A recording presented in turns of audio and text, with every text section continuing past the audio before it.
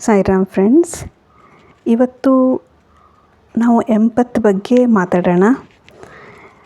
ಎಂಪತ್ ಯಾರು, ಎಂಪತ್ ಅಣ್ಣ ತಂಗಿರು, ಅಕ್ಕ ತಮ್ಮಂದರು ಯಾರು ಅಂತ ನೋಡೋದಾದರೆ, ಇವರು ಬಹಳ ಒಳ್ಳೆಯವ್ರ ಲಿಸ್ಟಲ್ಲಿ ಸೇರ್ತಾರೆ.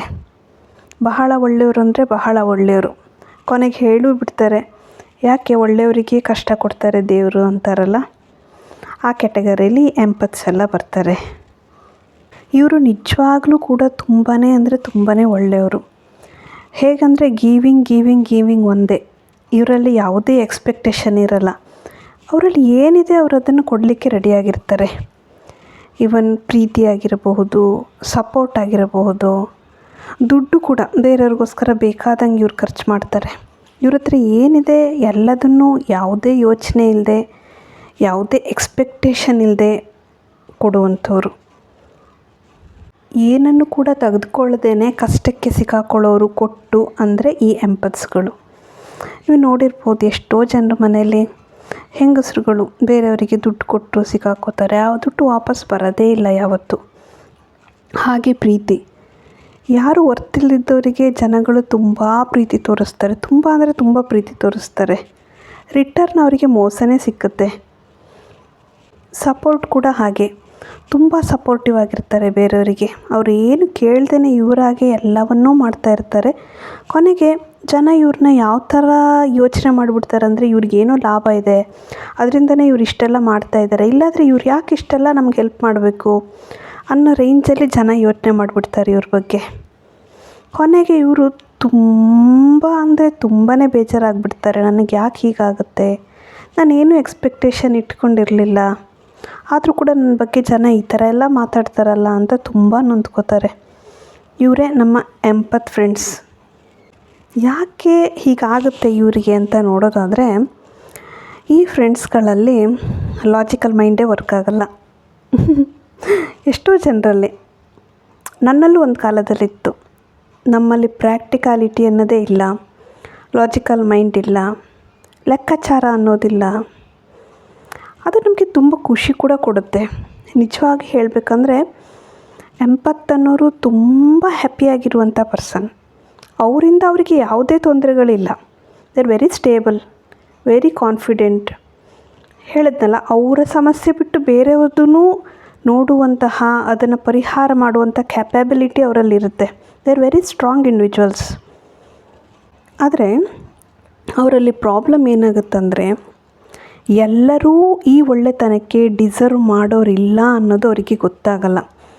ಅವರಿಗೆ ಬೌಂಡ್ರೀಸ್ ಹಾಕ್ಕೊಳ್ಳೋದೇ ಗೊತ್ತಾಗಲ್ಲ. ಯಾರಿಗೆ ನಾನು ಒಳ್ಳೆತನ ತೋರಿಸ್ಬೇಕು, ಯಾರಿಗೆ ಒಳ್ಳೆತನ ತೋರಿಸ್ಬಾರ್ದು, ಎಷ್ಟು ತೋರಿಸ್ಬೇಕು, ಯಾವಾಗ ತೋರಿಸಬೇಕು, ಈ ಕ್ಯಾಲ್ಕುಲೇಷನ್ಸ್ ಯಾವುದೂ ಅವರಲ್ಲಿ ಬರಲ್ಲ. They are very innocent.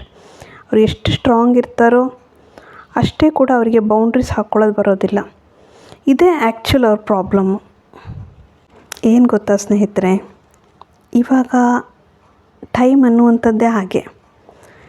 ಇಲ್ಲಿ ಎಲ್ಲರೂ ಕೂಡ ಒಳ್ಳೆತನಕ್ಕೆ ಡಿಸರ್ವ್ ಮಾಡೋದಿಲ್ಲ. ನಮಗೆ ಮಾತ್ರ ಅದು ಗೊತ್ತಾಗ್ದೇ ಎಲ್ಲ ಕಡೆನೂ ಕೊಡೋದು ಎಲ್ಲ ಕಡೆ ಒಳ್ಳೆತನ ತೋರಿಸೋದನ್ನು ನಾವು ಮಾಡ್ತಾಯಿರ್ತೀವಿ. ಅದನ್ನು ಜನ ಯೂಸ್ ಮಾಡಿಕೊಂಡು ಇಮಿಡಿಯೇಟಾಗಿ ನಮ್ಮ ಅವಶ್ಯಕತೆ ಮುಗೀತು ಅಂದ್ರೆ ಕೂಡಲೇ ನಮ್ಗಳನ್ನೂ ಕೂಡ ನೋ ಕಾಂಟ್ಯಾಕ್ಟಿಗೆ ಹಾಕ್ಬಿಡ್ತಾರೆ. ಯಾರೋ ಯಾವುದೋ ಟೈಮ್ ಪಾಸ್ಗೋಸ್ಕರ ಅಂತ ಮಾತಾಡ್ತಿರ್ತಾರೆ. ಆದರೆ ಈ ಎಂಪತ್ಸು ಅವ್ರ ಕೆಲಸಗಳನ್ನೆಲ್ಲ ಬಿಟ್ಟು ಎಲ್ಲದನ್ನು ಅವ್ರ ಸೈಡಿಗೆ ಹಾಕ್ಕೊಂಡು ಬೇರೆಯವ್ರಿಗೋಸ್ಕರ ಎಫರ್ಟ್ ಹಾಕ್ತಾಯಿರ್ತಾರೆ. ಆಮೇಲೆ ಗೊತ್ತಾಗೋದು, ನಾನು ಇಷ್ಟೆಲ್ಲ ಮಾಡಿ ನನ್ನ ಮೇಲೆ ಈ ಥರ ಮಾತಾಡ್ಬಿಟ್ರಲ್ಲ ಅಂತ. ಆ್ಯಕ್ಚುಲಿ ಇದನ್ನು ಹೇಳಬೇಕಂದ್ರೆ ಎನರ್ಜಿ ಇಂಬ್ಯಾಲೆನ್ಸ್ ಅಂತ ಕರೀತಾರೆ. ಯಾವಾಗಲೂ ಕೂಡ ಹಾಗೆ, ಯಾರಾದರೂ ಓವರಾಗಿ, ನಿಮಗೆ ಬೇಕಾದರೆ ನೀವು ಒಬ್ಸರ್ವ್ ಮಾಡಿ, ಓವರಾಗಿ ನಿಮ್ಗೆ ಕೇರ್ ಮಾಡ್ತಿದ್ದಾರೆ, ನಿಮಗೋಸ್ಕರ ಏನಾರು ಮಾಡ್ತಿದ್ದಾರೆ ಅಂದರೆ ನಿಮ್ಗೆ ಏನೋ ಒಂಥರ ಕಸಿ ಬಿಸಿ ಆಗುತ್ತೆ, ಫ್ರೀಡಮ್ ಕಳ್ಕೊಂಡಂಗೆ ಆಗುತ್ತಲ್ವ. ಈ ಎಂಪತ್ಸಲ್ಲಿ ಅದು ಜಾಸ್ತಿ ಓವರ್ ಗಿವಿಂಗ್ ಆಗಿ ಬೇರೆಯವರಿಗೆ ಪ್ರಾಬ್ಲಮ್ ಅನ್ನೋ ಥರದಲ್ಲೂ ಕೆಲವೊಮ್ಮೆ ಎಣಿಸುತ್ತೆ. ಮೇಯ್ನ್ಲಿ ನಾವೀಗ ಇದನ್ನು ಸ್ಪಿರಿಚುವಲ್ಲಿಗೆ ಜಾಯಿಂಟ್ ಮಾಡಬೇಕಂತ ಹೇಳಿದ್ರೆ, ಈ ನೇಚರ್ ಅನ್ನೋದು ನಮ್ಮಲ್ಲಿ ಆ್ಯಕ್ಚುಲಿ ಬಂದಿರುವಂಥದ್ದು ಹೌದು. ಇದು ಒರಿಜಿನಲ್ ನೇಚರೇ, ಇಲ್ಲ ಅಂತಲ್ಲ. ಬಟ್ ಹೆಚ್ಚಾಗಿ ನಮ್ಮ ಬಾಲ್ಯದಲ್ಲಿ ನಾವು ನೋಡಿರುವಂಥ ಕ್ಯಾರೆಕ್ಟ್ರುಗಳು ನಮ್ಮ ಮೇಲೆ ಇನ್ಫ್ಲುಯೆನ್ಸ್ ಆಗಿ ನಾವು ಈ ಥರ ಆಗಿರ್ತೀವಿ. ಪ್ರೊಬ್ಯಾಬ್ಲಿ ನಿಮ್ಮ ಪೇರೆಂಟ್ಸ್ ಇರಬಹುದು, ನಿಮ್ಮ ಸುತ್ತಮುತ್ತ ಸರೌಂಡಿಂಗ್ಸಲ್ಲಿ ನೀವೇ ಒಂದು ಸತಿ ಯೋಚನೆ ಮಾಡಿ ಕಣ್ಣು ಮುಚ್ಕೊಂಡು, ಯಾರಾದರೂ ಈ ಥರದವ್ರು ಇದ್ದೇ ಇರ್ತಾರೆ. ನೀವು ಅವರನ್ನು ನೋಡಿ ಅದರಿಂದ ಇನ್ಫ್ಲುಯೆನ್ಸ್ ಆಗಿ ನಾನು ಕೂಡ ಒಳ್ಳೆಯವಳಾಗಬೇಕು, ಒಳ್ಳೆಯವನಾಗಬೇಕು, 4 ಜನರಿಗೆ ಒಳ್ಳೆಯವ್ರಂತ ಹೇಳಿಸ್ಕೋಬೇಕು ಅನ್ನೋದು ಸಣ್ಣದಿಂದ ಗೊತ್ತಿಲ್ಲದೇನೋ ನಮ್ಮಲ್ಲಿ ಬಂದುಬಿಟ್ಟಿರುತ್ತೆ. ಸೊ ಅದನ್ನೇ ನಾವು ಬಿಲ್ಡ್ ಮಾಡ್ಕೋತಾ ಹೋಗ್ತೀವಿ. ಆದರೆ ಪ್ರಾಬ್ಲಮ್ ಎಲ್ಲಾಗುತ್ತಂದರೆ ಬೆಳೀತಾ ನಮ್ಮ ಲೈಫ್ ಜರ್ನಿಲಿ ನಾವು ಅದನ್ನೇ ನಮ್ಮ ಕ್ಯಾರೆಕ್ಟರ್ ಅನ್ನೋ ಥರದಲ್ಲೇ ಮಾಡ್ಕೊಬಿಡ್ತೀವಿ. ಯಾರೇನೇ ಮಾಡಿದ್ರು ಪರವಾಗಿಲ್ಲ ಬಿಡು, ಈ ಸಲ ಮೋಸ ಆಗೋಯ್ತು, ಏನು ಮಾಡೋಕ್ಕಾಗುತ್ತೆ, ನನ್ನ ನೇಚರೇ ಹೀಗೆ, ನಾನಿರೋದೇ ಹೀಗೆ, ಕೊಡ್ತೀನಿ ತೊಂದರೆ ಇಲ್ಲ, ನನಗೆ ಬೇಕಾದಷ್ಟು ಕೆಪಾಸಿಟಿ ಇದೆ. ಎಲ್ಲ ಥರದ್ರಲ್ಲೂ ನಾನು ಆಗಲೇ ಹೇಳ್ದಾಗೆ ಒಂದು ಬಾಂಧವ್ಯದಲ್ಲಾಗಿರಬಹುದು, ಪ್ರೀತಿ ತೋರಿಸೋದ್ರಲ್ಲಾಗಿರಬಹುದು, ದುಡ್ಡಿನ ವಿಷಯದಲ್ಲೇ ಆಗಿರ್ಬೋದು, ಬೇರೆಯವ್ರಿಗೋಸ್ಕರ ಕೆಲಸ ಮಾಡೋದು ಕೂಡ. ಕೆಲವ್ರು ಇರ್ತಾರೆ ಮನೇಲಿ, ಬೇರೆಯವರೆಲ್ಲ ಕೂತಿರ್ತಾರೆ, ಅವರೊಬ್ಬರೇ ಕೆಲಸ ಮಾಡ್ತಾಯಿರ್ತಾರೆ. ಅಗೇನ್ ಇದು ಕೂಡ ಓವರ್ ಗಿವಿಂಗ್, ಎಂಪಥಿಕ್ ನೇಚರೇ. ಇಲ್ಲೆಲ್ಲ ಕಡೆ ಏನಂದರೆ ಒಂದು ಇನ್ನರ್ ಚೈಲ್ಡ್ ಊಲ್ಡ್ ನಮ್ಮಲ್ಲಿ ಕಾಣಿಸುತ್ತೆ. ಎಲ್ಲೋ ಒಂದು ಕಡೆ ನಮ್ಮನ್ನು ನಾವು ನೆಗ್ಲೆಕ್ಟ್ ಮಾಡಿಕೊಂಡು ಬೇರೆಯವ್ರನ್ನ ಸುಪೀರಿಯರ್ ಆಗಿ ಕಾಣಿಸ್ತಾ ಇರ್ತೀವಿ. ಅಂದರೆ ನಮ್ಮನ್ನು ನಾವು ಶ್ರಿಂಕ್ ಮಾಡ್ಕೋತಾ ಇರ್ತೀವಿ, ನಮ್ಮನ್ನು ನಾವು ಡಿಮ್ ಮಾಡ್ಕೋತಾ ಇರ್ತೀವಿ ಬೇರೆಯವ್ರಿಗೋಸ್ಕರ. ತಪ್ಪು ಅಂತ ಅಲ್ಲ, ಯಾರು ಅದಕ್ಕೆ ಅರ್ಹರಿದ್ದಾರೆ, ಯಾರು ಅರ್ಹರಿಲ್ಲ ಅನ್ನುವಂಥದ್ದು ತುಂಬ ಇಂಪಾರ್ಟೆಂಟ್ ಆಗುತ್ತೆ. ಅದನ್ನು ಎಂಪತ್ಸ್ಗಳಿಗೆ ರೆಕಗ್ನೈಸ್ ಮಾಡೋದಕ್ಕೆ ಗೊತ್ತಾಗಲ್ಲ ಅನ್ನೋದು ಕೂಡ ಅಷ್ಟೇ ಸತ್ಯ. ಹಾಗಾಗಿ ಈ ಇನ್ನರ್ ಚೈಲ್ಡ್ ಹೀಲಿಂಗ್ ಇದೆಯಲ್ಲ ತುಂಬ ಇಂಪಾರ್ಟೆಂಟ್.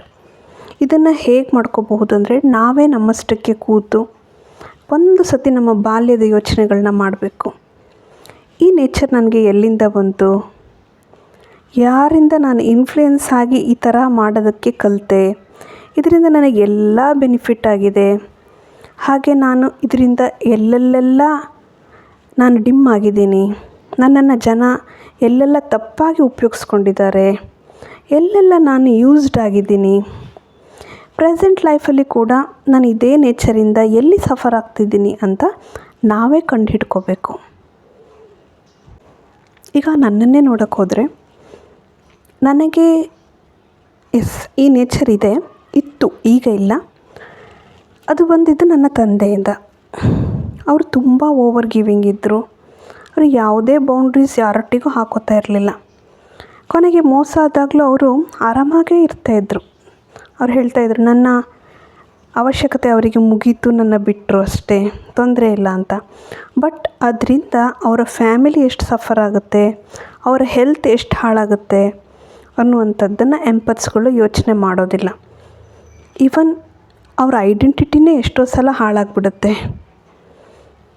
ಎಷ್ಟೋ ಜನರಿಗೆ ಭಾವನಾತ್ಮಕವಾಗಿ ಸಪೋರ್ಟ್ ಕೊಟ್ಟ ಇವರೇ ಟ್ರಾಮಟೈಸ್ ಆಗಿಬಿಡ್ತಾರೆ. ಇವನ್ ಕೆಲವರಲ್ಲಿ ಹಾರ್ಟ್ ಅಟ್ಯಾಕ್ಗಳು ಆಗಿರೋದಿದೆ. ಯಾಕಂದರೆ ಓವರಾಗಿ ಕೆಲವರಿಗೆ ಕೊಟ್ಟಾಗ ಎಲ್ಲವನ್ನೂ ಅವರಿಗೋಸ್ಕರ ಅಂತ ಡೆಡಿಕೇಟ್ ಮಾಡಿದಾಗ ರಿಟರ್ನಲ್ಲಿ ಅದು ಸಿಕ್ಕಲಿಲ್ಲ ಅಂದರೆ ಆ ಪೇಯ್ನ ತಡ್ಕೊಳ್ಳೋದು ಎಂಪತ್ಸ್ಗಳಿಗೆ ಬಹಳ ಕಷ್ಟ. ರಿಟರ್ನ್ ಅವರೇನು ಎಕ್ಸ್ಪೆಕ್ಟ್ ಮಾಡಿರಲ್ಲ, ಬಟ್ ಅಪೋಸಿಟ್ ವೇಯಲ್ಲಿ ಇದು ಬಂದಾಗ, ಲೈಕ್ ನಿಮ್ಮ ರೆಸ್ಪೆಕ್ಟಿಗೆ ಕುಂದು ಅಂತ ಬಂದಾಗ, ನಿಮ್ಮ ಕ್ಯಾರೆಕ್ಟರ್ ಬಗ್ಗೆ ಒಬ್ಬರು ಮಾತಾಡಿದಾಗ ನಿಜವಾಗ್ಲೂ ಎಂಪತ್ಸ್ಗಳು ಟ್ರಾಮಟೈಸ್ಗೆ ಹೋಗ್ತಾರೆ.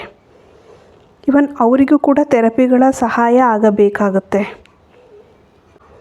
ಹಾಗಾಗಿ ನಮ್ಮ ಲೈಫ್ ಜರ್ನಿಲಿ ಎಂಪತ್ಸ್ಗಳಿಗೆ ಎಸ್ಪೆಷಲಿ ಕಲ್ತ್ಕೊಳ್ಳುವಂತಹದ್ದು ಏನಿದೆ ಅಂತ ಹೇಳಿದ್ರೆ, ಸ್ವಲ್ಪ ಲಾಜಿಕಲ್ ಆಗಬೇಕು, ಸ್ವಲ್ಪ ಯೋಚನೆ ಮಾಡಬೇಕು, ಯಾರಿಗೆ ಎಷ್ಟು ಹೇಗೆ ಕೊಡಬೇಕು ಅನ್ನೋದನ್ನು ಎಂಪತ್ಸ್ಗಳು ತುಂಬ ಕಲ್ತ್ಕೊಳ್ಳುವಂಥದ್ದಿದೆ. ಅವರ ವೆಲ್ಬೀಯಿಂಗ್ಗೆ ಇದನ್ನು ಕಲ್ತ್ಕೊಳ್ಳುವಂಥದ್ದು, ಅವರ ಇನ್ನರ್ ಚೈಲ್ಡ್ ಹೀಲಿಂಗ್ ಮಾಡ್ಕೊಳ್ಳೋದು ತುಂಬ ಅಂದರೆ ತುಂಬ ಅವಶ್ಯಕತೆ ಇದೆ. ಯಾಕಂದರೆ ಇವ್ರಿಗೆ ಆ ಬೌಂಡ್ರೀಸ್ ಹಾಕ್ಕೊಳ್ಳೋಕೆ ಇವತ್ತವರೆಗೂ ಗೊತ್ತಿರಲ್ಲ.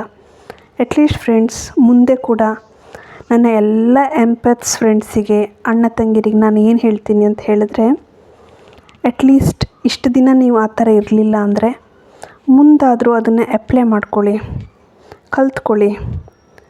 ನಿಮಗೆ ಗೊತ್ತಿಲ್ಲದಂಗೆ ತುಂಬಾ ಇಂಪ್ರೂವ್ಮೆಂಟ್ ಆಗುತ್ತೆ ನಿಮ್ಮ ಲೈಫಲ್ಲಿ. ಎಲ್ಲಿ ಬೌಂಡ್ರೀಸ್ ಹಾಕೋಬೇಕು ಅನ್ನೋದನ್ನು ಕಲಿತ್ರೆ. ಆಫ್ಟರ್ ಆಲ್ ಬದುಕು ನಮಗೋಸ್ಕರ ಅಲ್ವಾ, ಬೇರೆಯವ್ರಿಗೋಸ್ಕರ ಅಲ್ಲ. ನಾವು ಚೆನ್ನಾಗಿರಬೇಕು ಅಂದರೆ ನಮ್ಮ ಭಾವನೆಗಳು ನಮ್ಮ ಕಂಟ್ರೋಲಲ್ಲಿರಬೇಕು, ನಮ್ಮ ಆರೋಗ್ಯ ನಮ್ಮ ಕಂಟ್ರೋಲಲ್ಲಿರಬೇಕು, ನಮ್ಮ ಹ್ಯಾಬಿಟ್ಸ್ ನಮ್ಮ ಕಂಟ್ರೋಲಲ್ಲಿರಬೇಕು. ಇಷ್ಟು ಕೆಪೇಬಲ್ ಇರೋ ಎಂಪತ್ಸು ಬೇರೆಯವ್ರಿಗೋಸ್ಕರ ಅವ್ರನ್ನ ಎನರ್ಜಿ ವೇಸ್ಟ್ ಮಾಡ್ಕೊಳ್ಬಾರ್ದು ಅನ್ನುವಂಥದ್ದೇ ಈ ವಿಡಿಯೋದ ಉದ್ದೇಶ. ವಿಡಿಯೋ ಇಷ್ಟ ಆದಲ್ಲಿ ಲೈಕ್ ಮಾಡಿ, ನಿಮ್ಮ ಕಮೆಂಟ್ಸ್ಗಳನ್ನು ನಾನು ಓದುತ್ತೇನೆ. ಹಾಗೆ ಹೆಚ್ಚಿನ ವಿಡಿಯೋಗಳಿಗಾಗಿ ನಮ್ಮ ಚಾನಲನ್ನು ಸಬ್ಸ್ಕ್ರೈಬ್ ಮಾಡ್ಕೊಳ್ಳಿ.